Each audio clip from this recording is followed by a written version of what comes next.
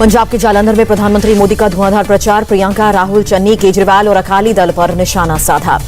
प्रधानमंत्री ने पंजाब में एनडीए की सरकार बनने का दावा किया। कहा, नए पंजाब में माफिया भ्रष्टाचार के लिए कोई जगह नहीं होगी। प्रधानमंत्री मोदी का प्रियंका पर तंज, कांग्रेस की सरकारें रिमोट कंट्रोल से चलती हैं, रिमोट वाली सरकार पंजाब का हित नहीं कर सकती।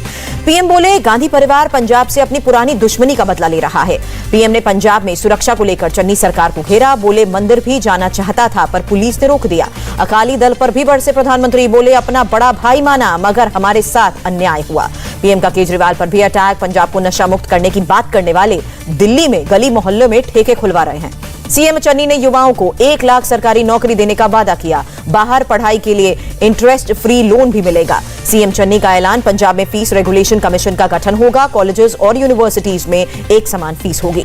पंजाब के होशियारपुर में फगवाड़ा में अरविंद केजरीवाल का रोड शो, बड़ी संख्या में समर्थक जुटे। पंजाब के होशियारपुर में राहुल गांधी की रैली। कहा, रोजगार पर क्यों नहीं बोलते प्रधानमंत्री मोदी। मंगलवार को राहुल की पंजाब के पटियाला, मनसा और बरनाला में रैली, कांग्रेस के लिए वोट मांगेंगे। यूपी के कानपुर देहात से अखिलेश पर जमकर बरसे प्रधानमंत्री। का परिवारवादियों का बस चले तो हर मोहल्ले को बना देंगे माफियागंज। प्रधानमंत्री मोदी का सपा और आरएलडी गठबंधन पर अटैक। जो हर चुनाव में साथी बदलते हैं वो क्या आपका साथ देंगे। झांसी में गृहमंत्री शाह का आरोप, अखिलेश ने 5 साल में परिवार के 45 लोगों को अलग अलग पदों पर बैठाया। पीएम ने 45 योजनाएं आपके घर पहुंचाई। अमित शाह ने परिवारवादी पार्टियों को देश के लोकतंत्र पर धब्बा बताया। बोले, इन पार्टियों में लोकतंत्र को बढ़ाने की ललक नहीं। मुलायम यादव के गढ़ में मैनपुरी में गरजे सीएम योगी। सीएम बनते ही अखिलेश ने राम मंदिर पर हमला करने वाले आतंकियों के मुकदमे वापस लिए। हाथरस में सीएम योगी का आरोप, विपक्ष ने वैक्सीन पर गुमराह किया, अब उन पर वोट से तमाचा मारने की जरूरत है। हिजाब विवाद पर सीएम योगी की चेतावनी। कहा, संविधान से सरकार चलेगी, शरिया कानून से नहीं। 80 और 20 वाले बयान पर योगी की सफाई। कहा, धर्म जाति की बात नहीं की। 80% लोग सुरक्षा, गरीबों के कल्याण पर सरकार के काम से खुश।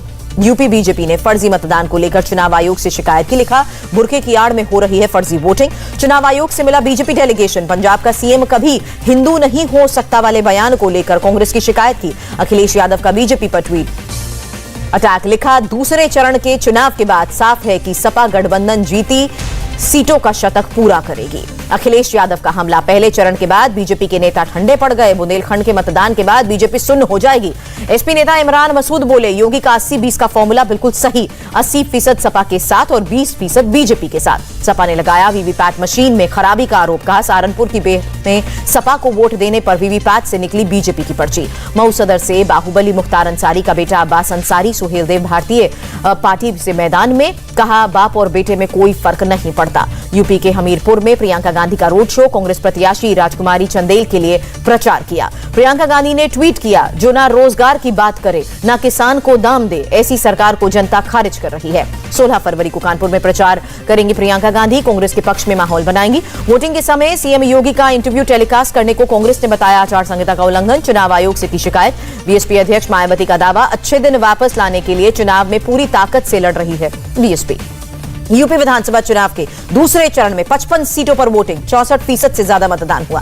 यूपी के सहारनपुर में सबसे ज्यादा 67% मतदान हुआ। मुरादाबाद में 65% और बिजनौर में 61% वोटिंग हुई। उत्तराखंड की 70 विधानसभा सीटों पर वोटिंग, 59% से ज्यादा मतदान। गोवा की 40 सीटों पर जबरदस्त वोटिंग, 75% से ज्यादा मतदान हुआ। कांग्रेस नेता हरीश रावत का बीजेपी पर हमला। कहा, मुझे अभी उत्तराखंड के भविष्य को बनाने और बीजेपी को यहां से हटाने के लिए युवा बने रहना है। मणिपुर में रक्षा मंत्री राजनाथ सिंह का बयान, हिंसा की समस्या का पूरी तरह से समाधान चाहते हैं। विद्रोही समूह से बातचीत को भी तैयार। राजनाथ सिंह का कांग्रेस पर तंज, 75 साल तक मणिपुर में रेल नहीं पहुंच सकी, हमारी सरकार ने रेल कनेक्टिविटी देने का काम किया। इंफाल में रक्षा मंत्री राजनाथ सिंह करगिल युद्ध में शहीद हुए युमनाम खोम के परिवार से भी मिले, साथ में खाना भी खाया। मणिपुर में असम के सीएम हेमंत बिस्वा शर्मा का ऐलान, अच्छा रिजल्ट लाने वाले स्टूडेंट्स को देंगे स्कूटी। मणिपुर चुनाव के लिए कांग्रेस के स्टार प्रचारकों की लिस्ट जारी। सोनिया, राहुल, जयराम रमेश सहित 30 लोगों के नाम। ममता ने तमिलनाडु के सीएम स्टालिन से की बात। गैर बीजेपी शासित राज्यों के सीएम की बैठक का रखा प्रस्ताव। बंगाल में बीजेपी को झटका, सभी 4 नगर निगमों में टीएमसी की जीत हुई। 12 फरवरी को वोट डाले गए थे। टीएमसी ने विधानसभा की 41 में 39 सीटों पर कब्जा किया। सिलीगुड़ी, चंदननगर और आसनसोल भी जीती।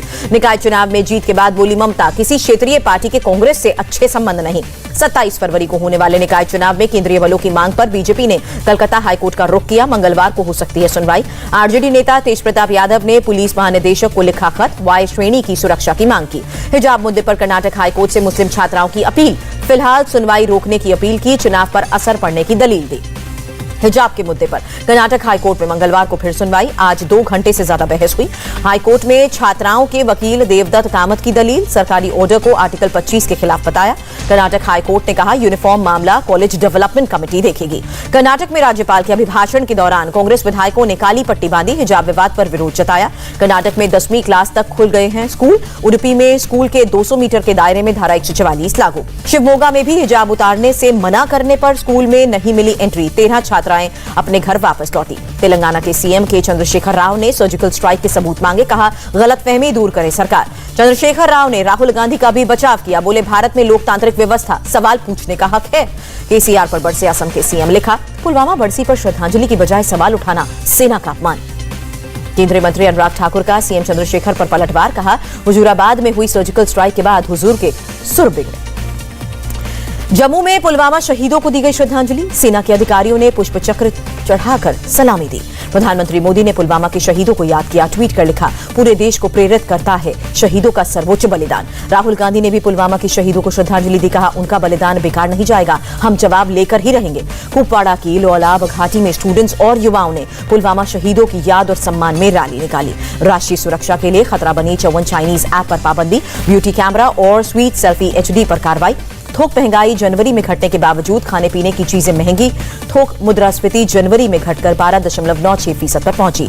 एबीजी शिपयार्ड घोटाले पर बोली वित्त मंत्री, सरकार ने कम समय में फ्रॉड का पता लगाकर कार्रवाई की। कांग्रेस अध्यक्ष सोनिया गांधी ने उद्योगपति राहुल बजाज के निधन पर शोक जताया। राजीव बजाज को पत्र लिखकर संवेदना जताई। मंगलवार को जमानत पर रिहा हो सकता है लखीमपुर कांड का आरोपी आशीष मिश्रा।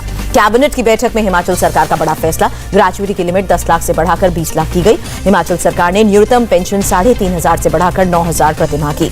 दिल्ली सरकार ने मुफ्त बस सेवा पर खर्च किए 484 करोड़ रुपए, 48 करोड़ लोगों को फायदा मिला, दिल्ली सरकार ने दी जानकारी। मंगलवार को राजस्थान विधानसभा के बाहर बीजेपी करेगी प्रदर्शन, रीड पेपर लीक के मामले की सीबीआई जांच की मांग करेगी।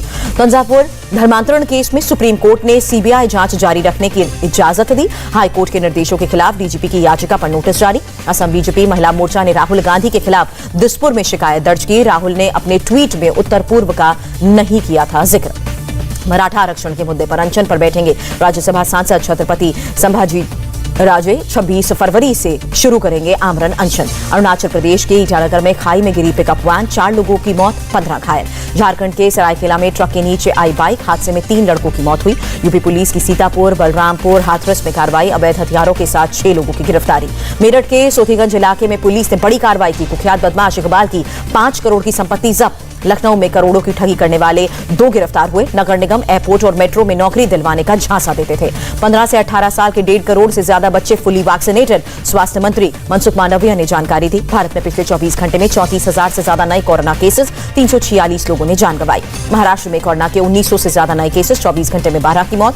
दिल्ली में कोरोना की रफ्तार धीमी, एक दिन में 586 नए कोरोना संक्रमित मिले, 4 लोगों की मौत। असम सरकार ने दी राहत, बाहर से आने वाले यात्रियों को कोविड टेस्ट कराने की जरूरत नहीं। बंगाल में 16 फरवरी से फिर खुलेंगे स्कूल, रात 12 बजे से सुबह 5 बजे तक नाइट कर्फ्यू जारी रहेगा। पश्चिम बंगाल ने अंतर्राष्ट्रीय विमानों के आने पर रोक हटाई, यात्रियों को फुली वैक्सीनेटेड या RT-PCR टेस्ट सर्टिफिकेट दिखाना होगा। यूक्रेन के साथ तनाव के बीच रूस और बेलारूस की सेना ने संयुक्त युद्धाभ्यास किया। यूक्रेन की सीमा के पास रूस और बेलारूस की थल सेना ने भी संयुक्त युद्धाभ्यास किया। रूसी रक्षा मंत्रालय ने जारी की तस्वीरें। यूक्रेन को लेकर और तनाव बढ़ा, यूक्रेन के बॉर्डर पर करीब 1,30,000 रूसी सैनिक तैनात। यूक्रेन में आम नागरिकों को दी जा रही है मिलिट्री ट्रेनिंग, महिलाएं और टीनेजर्स भी शामिल। रूसी राजनयिक की राष्ट्रपति पुतिन को सलाह, यूक्रेन पर तनाव के बीच पश्चिमी देशों से बातचीत करने को कहा। शेयर बाजार में गिरावट दर्ज, सेंसेक्स में 1747 अंक की गिरावट आई, निफ्टी करीब 532 अंक गिरा। अमेरिकी डॉलर के मुकाबले रुपए का भाव 23 पैसे टूटा, 1 अमेरिकी डॉलर की कीमत 75 रुपए 59 पैसे रही। टाटा ग्रुप ने एल्खा आईसी को बनाया एयर इंडिया का CEO, तुर्की एयरलाइंस के पूर्व CEO हैं आईसी। जनवरी 2022 में खुदरा मुद्रास्फीति बढ़कर 6% से ज्यादा हुई, सरकार ने दी जानकारी। भारत के निर्यात में 23.5% से ज्यादा की बढ़ोतरी, वाणिज्य और उद्योग मंत्रालय ने दी जानकारी। इंडिया टीवी हर वक्त हर जगह डाउनलोड करने के लिए सर्च करें India TV news Google play store या ऐप स्टोर पर।